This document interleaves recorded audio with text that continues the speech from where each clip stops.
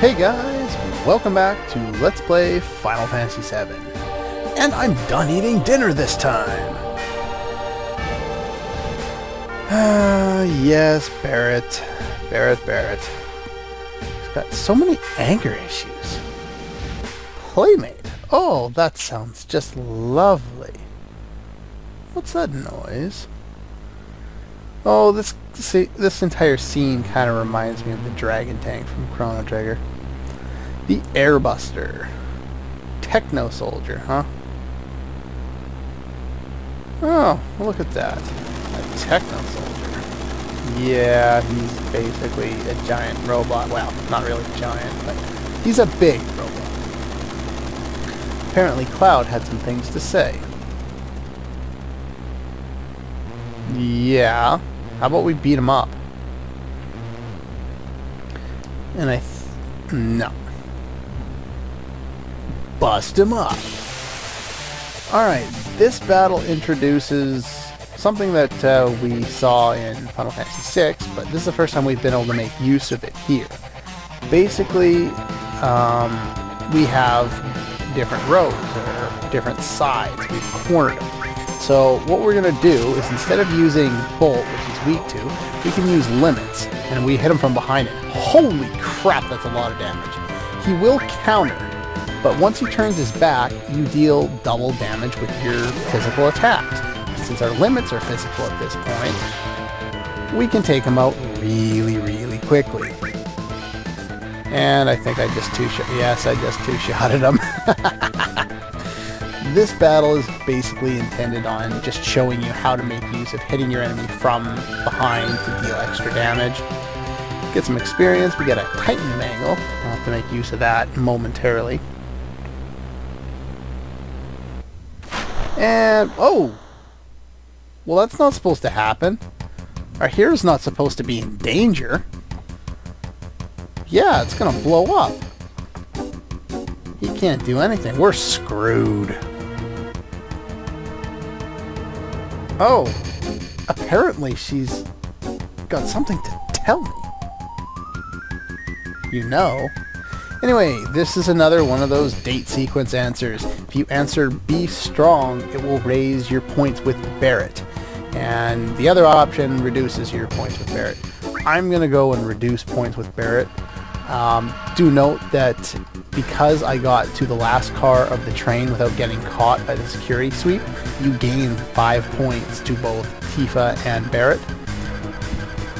I know I haven't been mentioning the points up until now, but basically you gain points for them for doing that. I did it mainly because I wanted to get all the items and all that, but nothing I can do for you. Barret, you're an asshole. He's bailing me. Hey! Hey! Whee! Yay! I didn't get blown up in the explosion. I fell to my death. And the game's over. Hey, wait a minute. No, it's not over. The game's just started. Who are you talking to, Cloud? Just skin knees. Back then. Who are you talking to, Cloud? What about now? I don't even know where here is, let alone what now is. No idea what's going on. All of a sudden, Cloud's sitting in darkness talking to himself. It moved.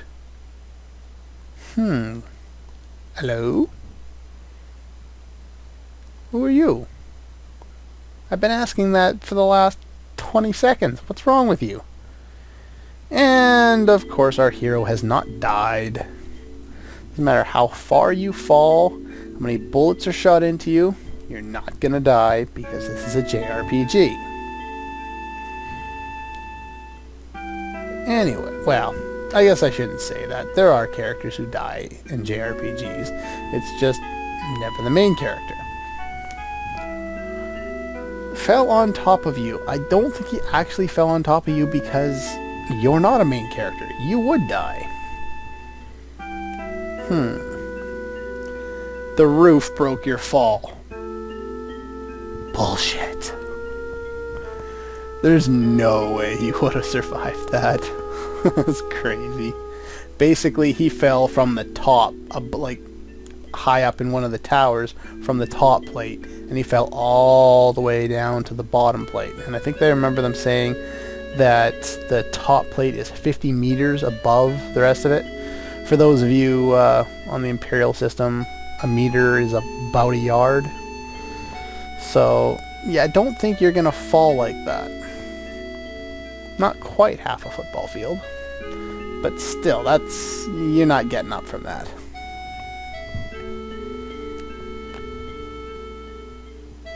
Oh yeah, because of all the pollution, that's right. But everything grows here, for no apparent reason. And even though until a cloud just crashed through, there would be very little sunlight in there, so it wouldn't make sense to grow something inside a building.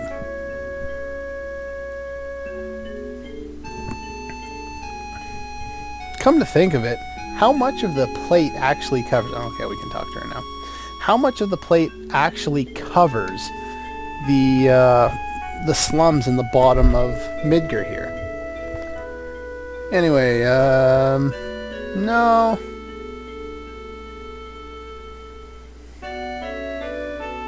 Oh, so none of these ones affect the dating sequence.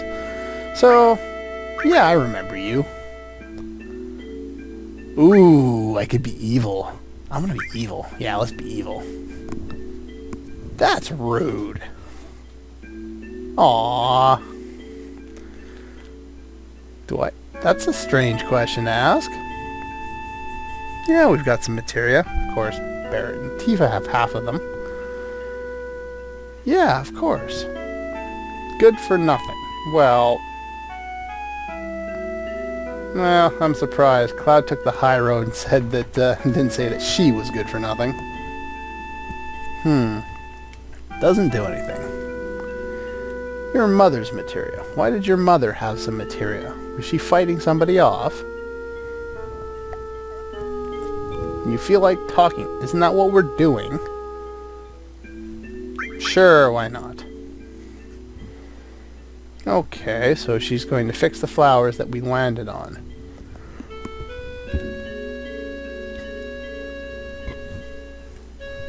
Okay. Now that you mention it... What?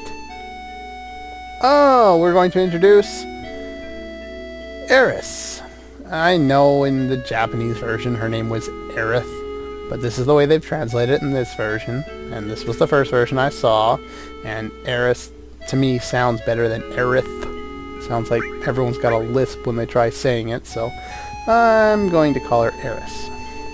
So, tough. I know some people are really against that name for whatever reason. Oh well. He does a little bit of everything. He's a mercenary. Whatever's needed. Okay. Apparently that caused her to break out into laughter. And who's that?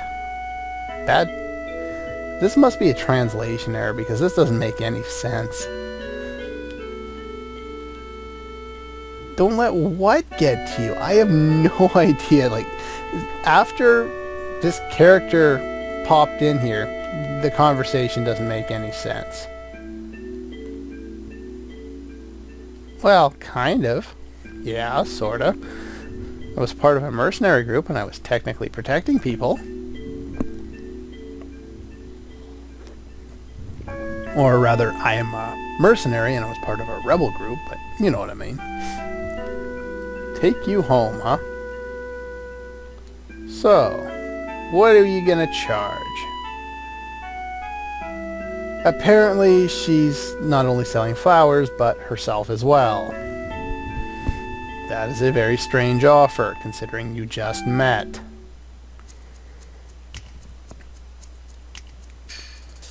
Who are you? I know you. Who said that? That uniform. Hey, sis? I'm assuming this is your brother then? Shinra spy? This is apparently Reno or Reno, depending on how you want to pronounce it. We're gonna ruin the flowers. So we don't ruin the flowers, we're gonna run into the back of the church. This is a church, by the way, if you can't tell. Though apparently the floorboards have decayed away and they're growing flowers in here. And you just stepped all over them. Oh yeah, we were learning about that before. Back to work. What are they doing there? Raising their shoulders all the time. Are they supposed to be laughing with that motion? And catch holy hell. That's just weird. Yeah, so basically Reno or Reno steps all over the flowers. And if we go into our menu, we now have access to Aeris and her equipment. So I'm going to give her the Titan Bangle, and I don't have any accessories yet. All of the materia from our other characters has been unequipped, so I'm just going to throw the all materia back on Cloud. Give her... I'm not going to level up the other lightning, so I won't worry about it. I'll just give her the one lightning materia, that's all she needs. Put her in the front row, so she can do a little more damage, even though she's not much for the physical attack. Alright, let's see, where am I going here? No, that's the wrong way. That's the wrong way. Let me through! There we go. And we'll go up here. Let's try and get out of here. And apparently they're catching up with us. Are you going to do anything useful, or are they just going to stand there? Okay, so let's go this way. And we have to jump over this. Apparently Cloud's done a little bit of long jump. Wonder if Aeris has done some long jump. So Cloud's going to hold them off while Aeris tries to get through. You're on the wrong side, Cloud. You can't really do much from there. The Ancient is getting away. It's kind of a strange name. So they were trying to capture her, yet now they were shooting at her. Anyway, at this point, the only thing we can do... all of these options will affect the dating sequence. When you're feeding the guards, if you push the wrong barrel, and we can go up there and push those barrels at the top of the screen, you will lose the most amount of points. If you ask her to fight, you lose a few points. If you ask her to run, nothing. And if you run and then she has to fight anyway, she'll also lose a point. And if you push the right barrel, you gain points. So I'm going to hold on a moment and go up here and run into a random battle. That's not helping. And these guys are new enemies. Anyway, I got preemptive strike, so I can hit one of them from behind at least. And these ones can use spells. Deal some pretty good damage there.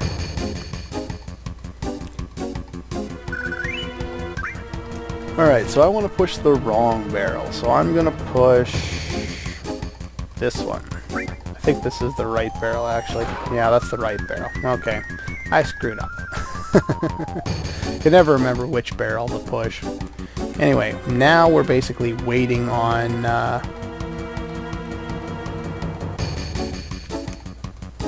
her to run into another situation.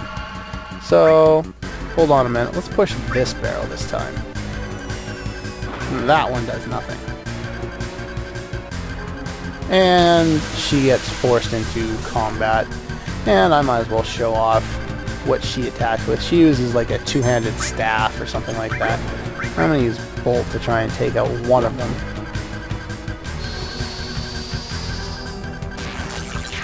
There we go. And then she can use her normal attack to take out the other one. She's got a higher than average magic stat and a lower than average physical attack. But because of the materia system in this game, you can pretty much clone all your characters to be very similar. but they do have some base stats that are slightly different. Aeris is more of the natural mage, and Cloud is the more well-rounded one, Barret, and Tifa both have stronger physical attacks. Anyway, hold on a minute. I think that's the right one, so I'm going to go do this one. Let's push this one. Yeah, that was the one you wanted to do last time. And she's forced to fight again, which I'll do off screen. Alright, now she's going to see how much further up she can get. Can she make the jump this time? She can. Look at that. And there we go. And once she gets all the way up here, our perspective changes for whatever reason.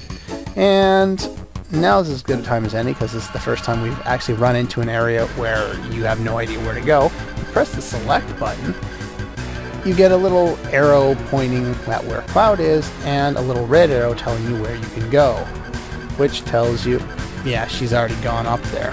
There we go. Yeah, it's pretty hard to find that one, just because it's not really all that obvious where you're supposed to go. They're looking for you again, huh? Who are they? Oh, they're the Turks. Okay. Organization for Shinra. Oh, they scout for soldier candidates. Kidding it? Well, yeah. A lot of dirty stuff on the side. Spying, murder, you know, whatever.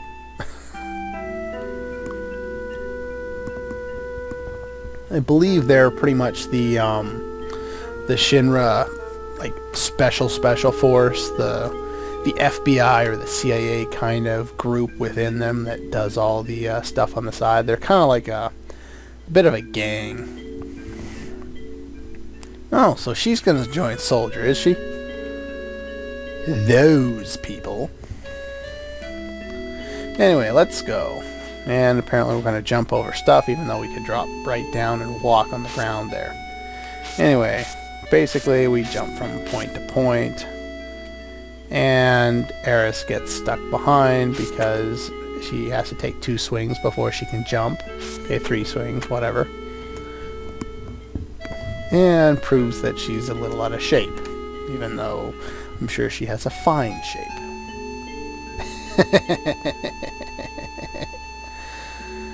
Yeah, not the nicest guy in the world. Of course. That strange glow. Yeah, they talk about it. They've been infused with Mako, and if you remember, Mako is the energy that these power plants produce. So it's kind of weird that people are being infused with this energy as well, and it's, why are they being infused with it? You don't even know. It's a mark of being a soldier, but what does it do? And we'll find out more about that quite a bit later, actually. Nothing. And we're still a bodyguard. And now that well, there's some random pedestrian that we'll never see again. Every time there's an area where it isn't completely obvious where to go next, I'll probably press select again to turn that little arrow on. But I won't leave it on normally because you don't really need to. Heading down here leads to a random battle. And I put Cure on all. Anyway, these guys can steal. Oh, Christ. I want that back. That's expensive. I think you get your item back if you kill the guy. Yeah, there we go. Whew. Tents are a little hard to come by at the start of the game. Not that I really need it, it's just, it's an expensive item to steal, considering normally they steal potions. Anyway, like I was saying, down here is just the church. You can't really do anything there, so.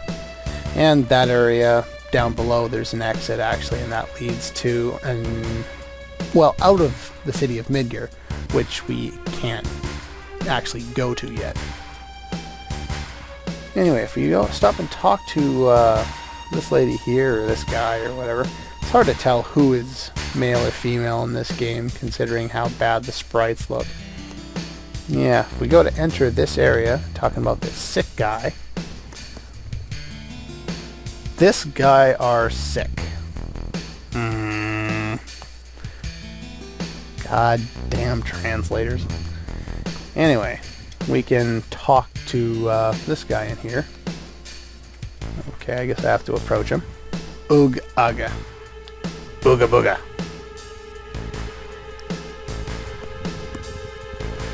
Help him? What the hell do you want me to do? I'm a bodyguard, Jim, not a doctor. Wait, what? Okay. And what's this? He has a tattoo of number 2 on him. Wonder why that would be mentioned. Anyway, there's a bunch of other things we can do, but okay. That's stores we can go to, but I'm just gonna move on over here. Since this video is probably running a little bit long as is, I'm just gonna pick up a couple pieces of treasure and other, and the cover material, which works like the Knight's cover ability in any other Final Fantasy game. But anyway, this here is Aeris' house, does it say? Yes. Oops, wrong button. Anyway, this is Aeris' house, and we will enter here next time on Let's Play Final Fantasy VII. And now that we've escorted her home, I guess our job is done. So, what does the future hold for Cloud? Will we find Barrett and Tifa again? And now that we've brought Aeris home, what's she going to do next? Find out next time.